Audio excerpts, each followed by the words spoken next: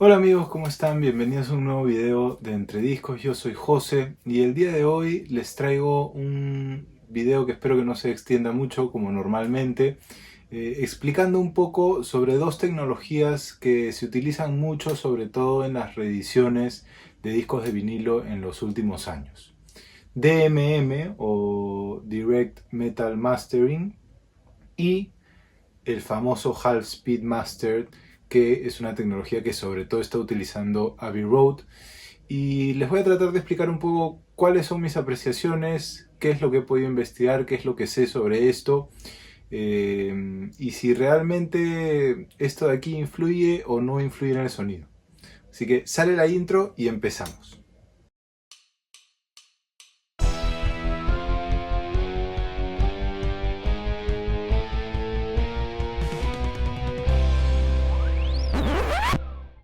Bien, el día de hoy quiero hablar sobre este tema tan controversial o no controversial, en realidad no es algo que se hable mucho en la comunidad de coleccionistas hoy en día. Pero a mí me gusta mucho, como ya se los he dejado claro en algunos otros videos, que todos los discos, que todos los catálogos de música se estén volviendo a prensar, se estén relanzando. Esto es bueno para todos los coleccionistas porque nos permite conseguir discos que no tendríamos la posibilidad de conseguir a un precio un poco más justo o un poco menos descabellado, sobre todo para algunos discos clásicos de época que realmente son impagables para una persona normal.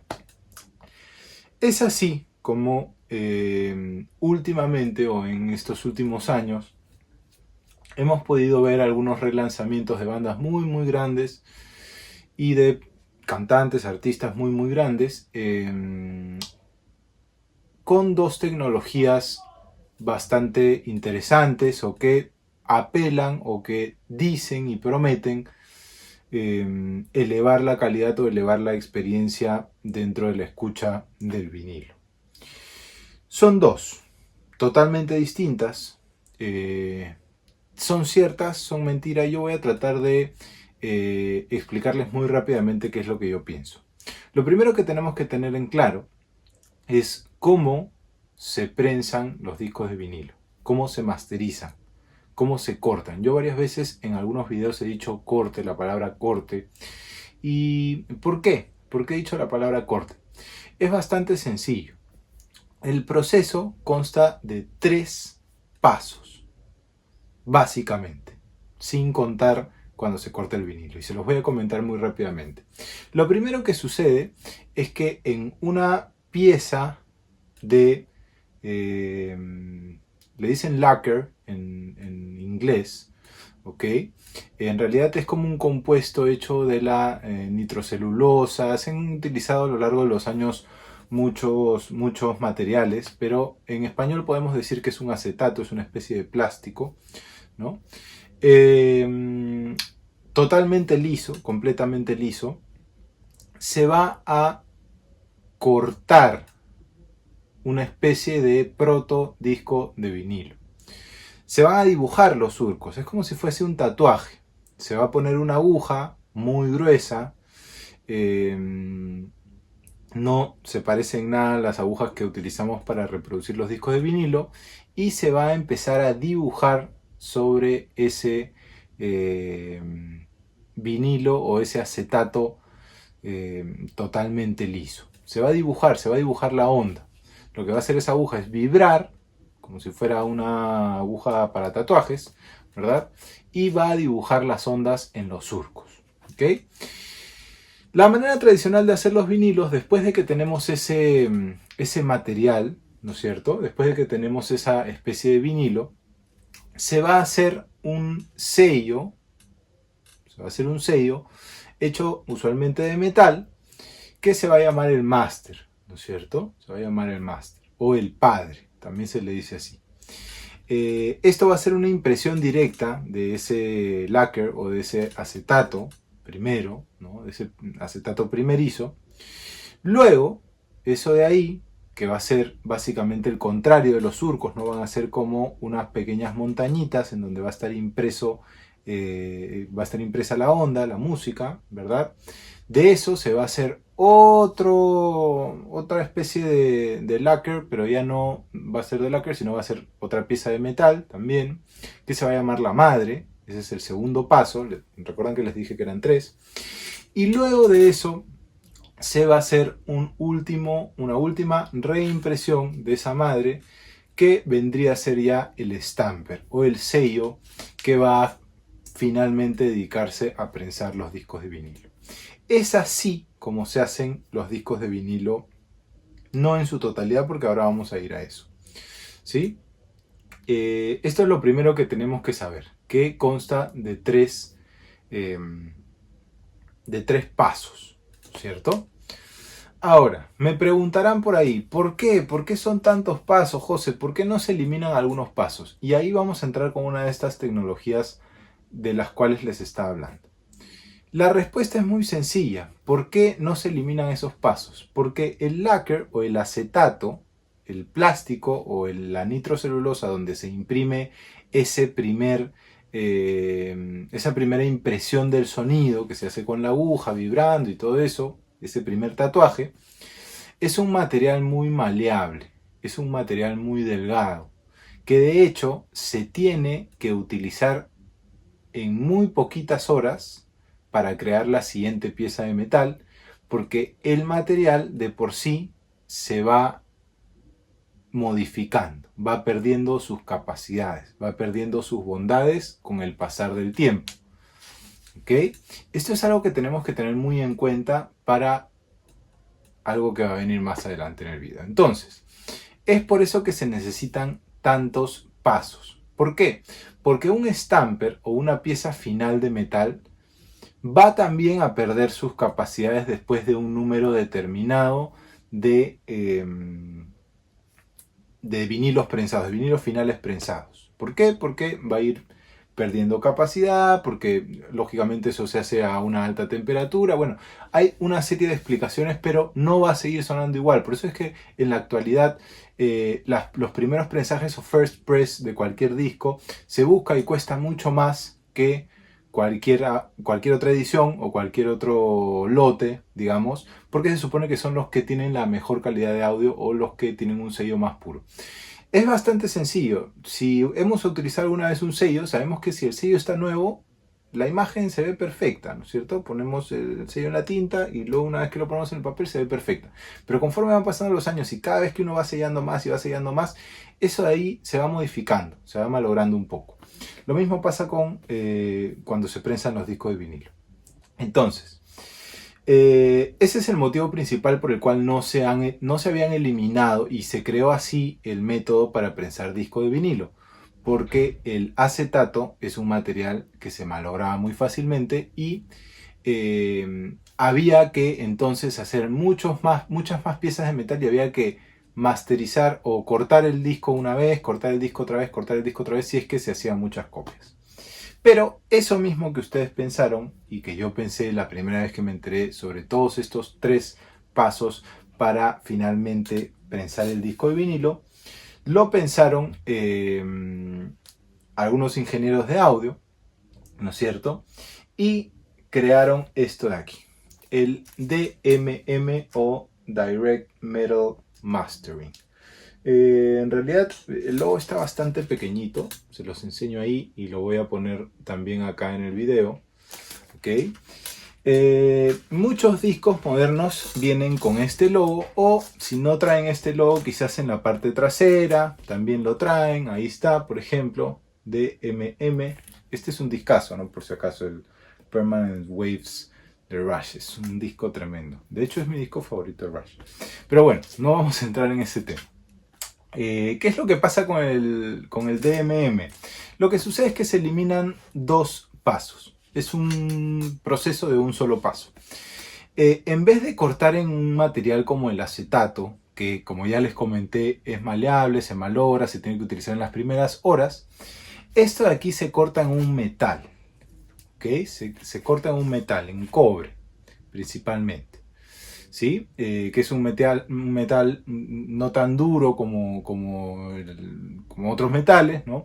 Pero que permite que una aguja, lógicamente un equipo mucho más sofisticado, si se quiere pensar, pueda cortar encima del cobre. Por eso es que se llama Direct Metal Mastering, o sea que se corta directamente en el metal.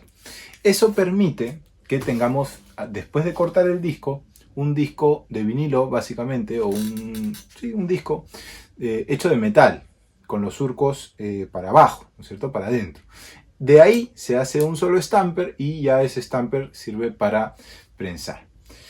Se dice o se estima que esta metodología permite que los discos, el sonido del surco, al eliminar dos procesos o dos pasos, sea mucho más puro, sea mucho más perfecto, sea mucho mejor. ¿Es verdad o no es verdad? Miren, yo creo que se pueden lograr muchas cosas. Sin embargo, el problema de cortar en metal, directamente en el metal, es que las bondades de la elasticidad o del hecho de que sea maleable el acetato se pierden por completo al cortar directamente el metal. Es un sonido, sí es cierto que tiene mucha mejor separación de la imagen estéreo, pero yo lo encuentro, o por lo menos en mi experiencia, lo encuentro un poco como muy duro en las frecuencias altas, ¿no? Y puede ser que tenga que ver con el tema de que se utilice directamente metal. Ahora, ¿es infalible este método? O sea, a ver, ¿suena mejor, suena peor? Son gustos, yo creo que suenan muy bien los discos de DMM, pero que tampoco son garantía de nada. O sea, por ejemplo, tengo algunos discos de DMM nuevos con ruido. ¿De dónde viene el ruido? De un defecto de prensaje, ¿no? O sea, no tiene que ver una cosa con la otra. Igual, lo mismo, algunos de los discos más importantes o mejor hechos del mundo se hicieron con el método regular de cortar discos de vinilo al acetato y qué sé yo, y con los tres pasos regulares. Y suenan maravillosamente bien, sin ruido, sin nada. Así que es directamente proporcional que si se usa DMM es mejor y si no se usa es peor. No. Yo encuentro que no, eso para mí está totalmente descartado. Sencillamente son formas distintas de ver las cosas, de hacer las cosas. Creo que sí, si el DMM se utiliza bien, puedes lograr muchas cosas. Y les voy a enseñar un caso determinado, un caso específico, que es este de aquí. Este de aquí en realidad no es DMM, este es un UHQR de Analog Productions, que para mí es la mejor discográfica del planeta, ¿no? Estadounidense. Esta es una edición super mega archi especial del Kind of Blue, que es uno de mis discos favoritos de Miles Davis. ¿Y en qué consiste la tecnología UHQR de Analog Productions? En una suerte de one step process, ¿no? Un proceso de un solo paso. Que también lo tiene MoFi, que también lo tiene ahora Craft Recordings, ¿no? Que se llama One Batch, creo, el de Craft. Y One Step es el de MoFi, ¿verdad? El de Analog se llama UHQR, pero son básicamente lo mismo, ¿verdad? El de Analog Productions solamente junta más cosas, además de este proceso de un solo paso. También utiliza Clarity Vinyl o vinilo transparente, ¿no? Que bueno, ellos dicen que al ser transparente tiene menos aditivos y suena mejor. Independientemente de cualquiera de esas cosas, esto suena increíble. Es el disco que mejor suena dentro de toda mi colección, sin duda es el que más pagué también. Y yo creo que va más que todo por el máster, o sea, el máster lo hizo Bernie Grunwald, pero más allá de eso, les voy a explicar rápidamente cómo es el UHQR. Es básicamente lo mismo que el Direct Metal Mastering, pero no se hace sobre metal, sino que se hace sobre acetato. Por lo tanto, se corre la cinta, se corta el acetato, que es este material maleable que ya les dije y qué sé yo, y después de eso, de ahí directamente se hace el stamper y se prensa el disco. Por lo tanto, tenemos lo mejor de dos mundos, ¿no? Eliminamos dos pasos dentro de la cadena de fabricación, ¿verdad?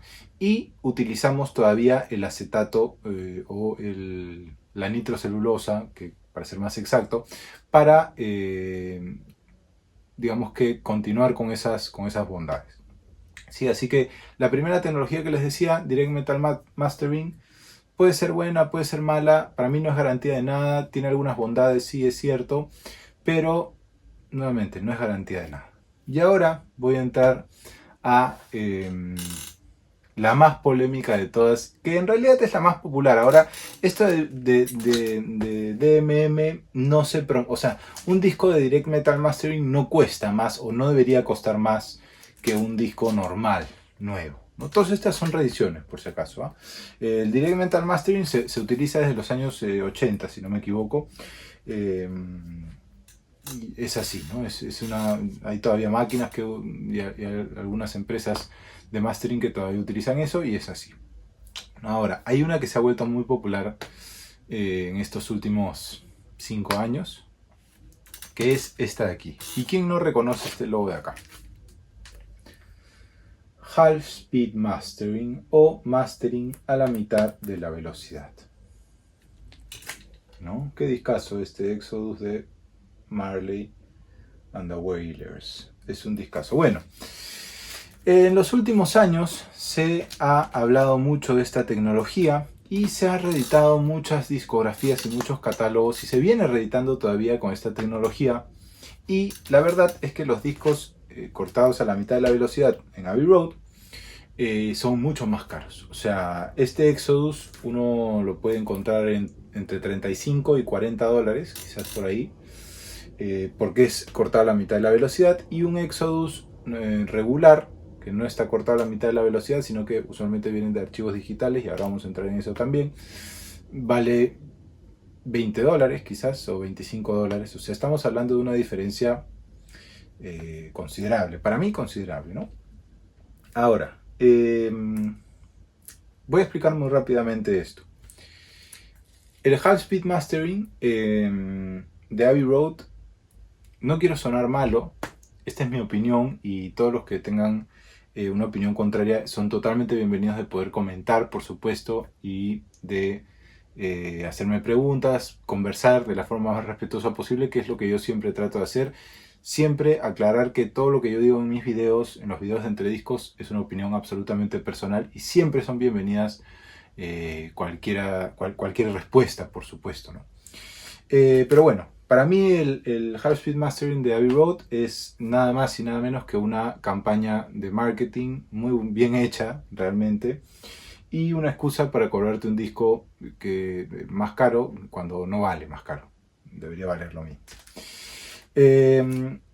Claro, es cierto que es bonito, es una edición bonita, trae usualmente los Half Speed Mastering de Abbey Road vienen con esto, por ejemplo, con el certificado de autenticidad, no hablando que se utiliza un equipo Neumann, ¿verdad? El BMS 80, etcétera, etcétera. Bueno, con el sello brillante, la firma, o no firma, pues no, pero supervisado por Miles Sowell de Abbey Road. Bueno, hay muchas cosas son bonitas, son ediciones bonitas, ¿verdad? Ahora, ¿cuál es el problema principal? ¿Y de dónde viene esta tecnología? ¿Quién la inventó? ¿Por qué nos están, a mi parecer, estafando con esto? Mi primera gran decepción con un Half Speed Mastering, tengo varios, de varias discografías del catálogo de los Rolling Stones, del catálogo de Queen, que ya dije que las del catálogo de Queen suenan maravillosamente bien, estas del catálogo de Bob Marley, algunas de los Beatles, de las últimas reissues de los Beatles, que también están cortadas a la mitad de la velocidad, y he tenido muchas decepciones, y he tenido también algunas sorpresas, es cierto, como el de Queen, como los de los Beatles, suenan muy bien. ¿A qué voy con esto? Empecé a buscar mucha información, y encontré un video maravilloso, que voy a dejar el link aquí abajo, de Kevin Gray, que yo lo he mencionado creo que casi en todos mis videos. Para mí es el ingeniero de mastering top del momento, junto con Bernie, junto con George Marino, con Ryan K. Smith, es cierto, pero Kevin Gray para mí es el tipo que está en su mejor momento. O sea, Bernie es de una generación un poco pasada, George Marino también, Ryan K. Smith todavía está entrando, para mí, es una opinión personal, pero no está al nivel de Kevin Gray. Kevin Gray para mí es el estándar absoluto. Y Kevin Gray, usualmente, algo que yo respeto muchísimo del trabajo de Kevin Gray, además de que sus masters o o los discos que él corta siempre son buenos. No hay disco que haya cortado Kevin Gray que no sea bueno. Algo que respeto mucho de él es que en todas las entrevistas que he podido observar, que he podido ver y que he podido escuchar, él jamás se atreve a hablar mal del trabajo de nadie. Es muy respetuoso de los cortes de sus compañeros, de sus colegas, de sus contrarios también, de su competencia, si se quiere pensar, pero siempre es muy respetuoso, nunca tiene nada malo que decir de nada. Y encontré un video en donde le preguntaban sobre esta técnica, sobre el Hard Speed Mastering. No sobre nombres y apellidos, no sobre nombres de estudios, no sobre países, nada. Sobre la técnica en sí. Y él explicaba de dónde venía esta técnica. Se las voy a explicar muy rápidamente. Cuando se corta el disco, o cuando se corta el lacquer, que ya les había dicho al inicio, este acetato, ¿verdad? Se corta a la velocidad a la que va a girar el disco, ¿no es cierto? A 33 revoluciones por minuto, 33 y un tercio, ¿verdad? Porque esa es la velocidad a la que finalmente va a girar el disco y lo vamos a escuchar. Así que es un proceso natural. Esta técnica lo que hace es cortar eso a la mitad, ¿ok? A la mitad, o sea, el disco no va a girar, o el lacquer, el acetato, primero, ¿no? El primero que se corta, no va a girar a 33 revoluciones, sino a 16 y 2 tercios, si no me equivoco, o un tercio, no estoy seguro, soy muy malo en matemáticas, pero a 16 revoluciones por minuto. ¿Ok? Y, claro, eso va a ser cortado a la mitad, es como si nuestra tornamesa, si alguno tiene ajuste de pitch, alguno de ustedes tiene ajuste de pitch, escucháramos todos a la mitad de la velocidad, no mucho más lento, por lo tanto todo va a ser más grave, ¿verdad?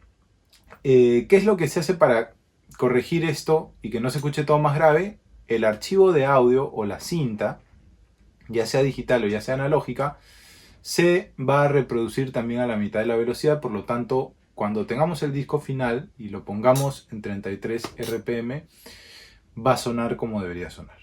Va a sonar normal. ¿Ok? Hasta ahí estamos bien.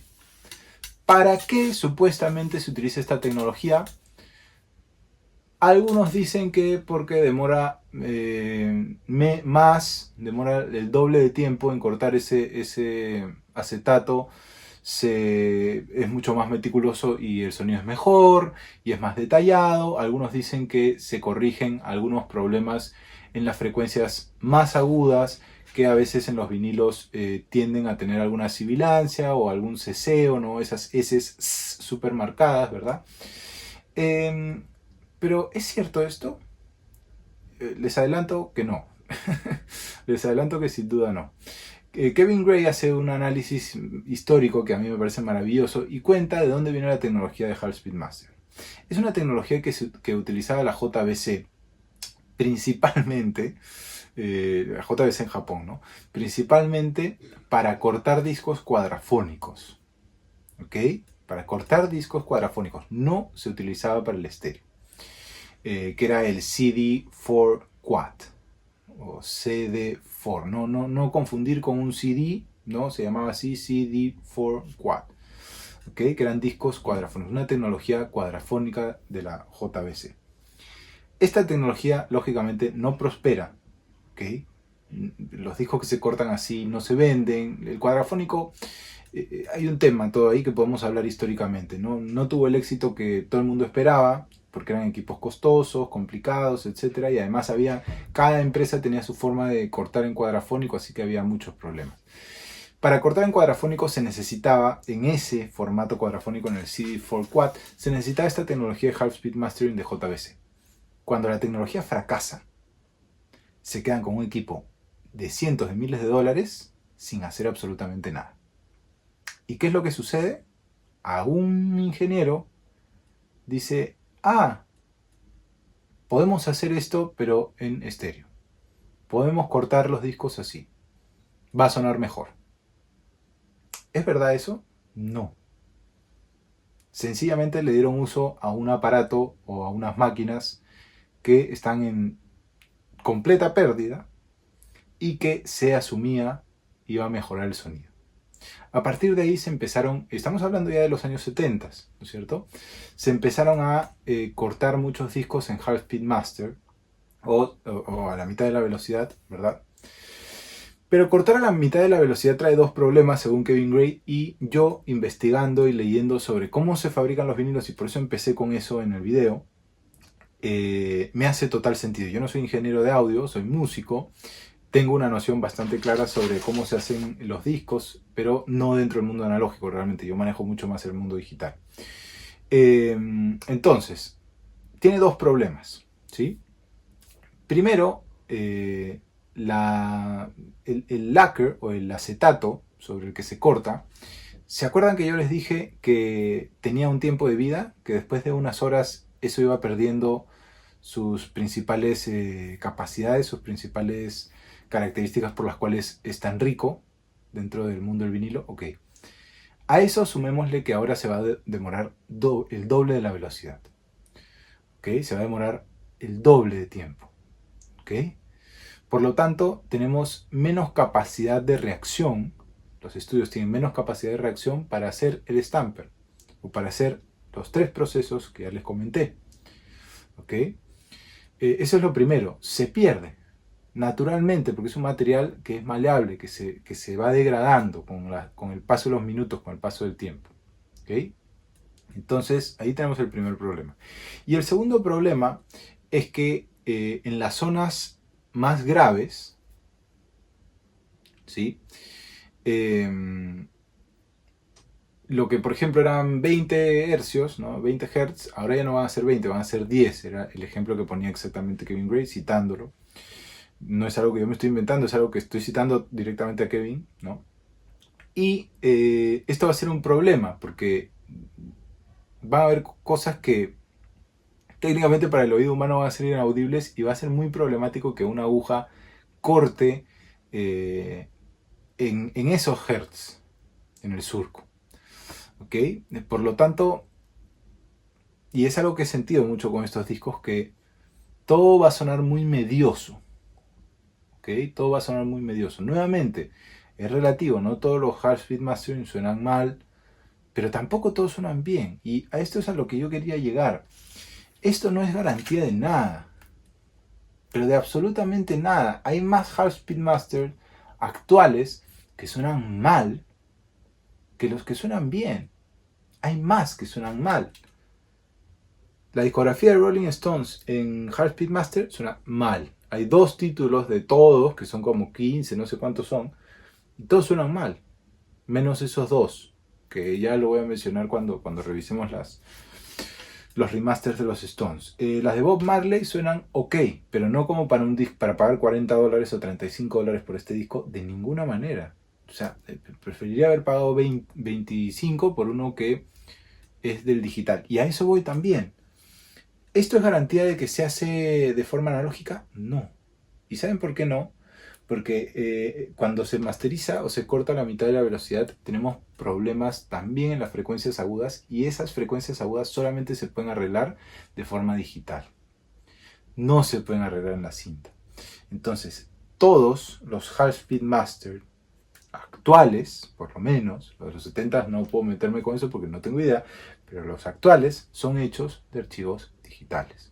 Para los puristas que dicen no, el analógico, ustedes saben que yo les he mencionado muchas veces, hay discos muy buenos cortados del digital, hay discos muy buenos cortados del analógico. Para mí ninguno de los dos es garantía de nada, así como tampoco es garantía de nada esto. ¿Okay? Esto es, para mí, dentro de mi experiencia, del 100% de discos a la mitad de la velocidad de Abbey Road que he recibido, el 75% que he recibido suenan mal. Suenan mal o suenan normal. Este es un disco que suena normal, suena muy medioso. Muy medioso. No tengo tantas definiciones en los bajos, no tengo tantas definiciones tampoco en los agudos. Es cierto que no tengo ceseos, es cierto, que es lo que busca corregir esto. Pero, ¿y qué pasó con todas las demás bondades del vinilo? De todos mis otros discos que no necesitan esta tecnología tan excesivamente cara y que no valen $40 además, ¿no? No están. Y con lo de los Rolling Stones ni les cuento, les voy a contar en un video más adelante. Así que Creo que me he extendido bastante, creo que he hablado mucho en este video. Es difícil diferenciar y es muy fácil que no quiero decir que nos engañen, pero que una campaña de marketing muy bien hecha nos capture. Y hay que aceptarlo, la campaña de marketing de Abbey Road es muy buena. Es muy buena, porque muchas discográficas están contactándolos y ahora tienen colas de pedidos para cortar a la mitad de la velocidad, porque nos han hecho creer que suenan mejor los discos. Y no suenan mejor. No suenan mejor. Suenan peor o igual, quizás. Pero suenan diferentes. Entonces,